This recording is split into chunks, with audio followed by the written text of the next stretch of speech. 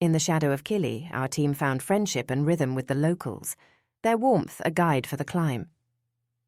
Well, over the 7 days, we came quite close with most of the people that travelled with us. But one sort of special moment was on the morning of day 2, when we were formally introduced to the team that was going to support us. That team was 33 people strong. We were introduced to them by one and then also group by group and learnt their names. At the end of that introduction, though, they sang a song, or they sang a couple of songs, and danced and just celebrated with pure joy. Their voices were just spectacular, and it was such a memorable moment. Another very memorable day was actually on day 3, where in the morning our guides surprised us with handwriting the songs that we'd heard on day 2, and also handwriting a lot of the African animal names in Swahili. And we spent the day hiking, learning and singing the songs that they had written down, as well as learning a lot of the names of the animals in Swahili.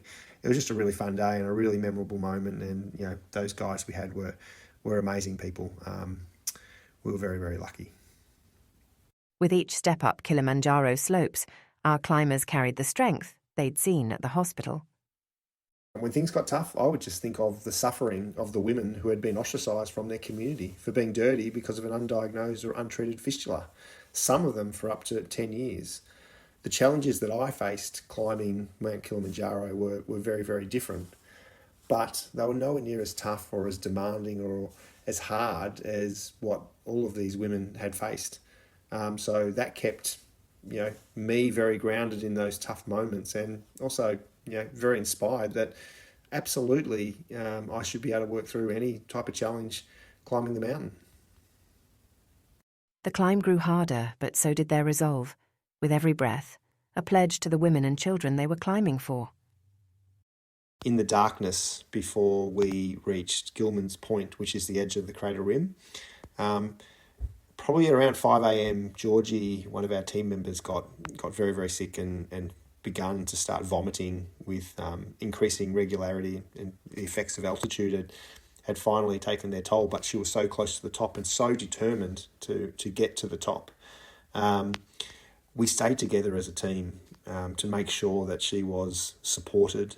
We cleaned her glasses for her when they were fogging up. We got her water for her.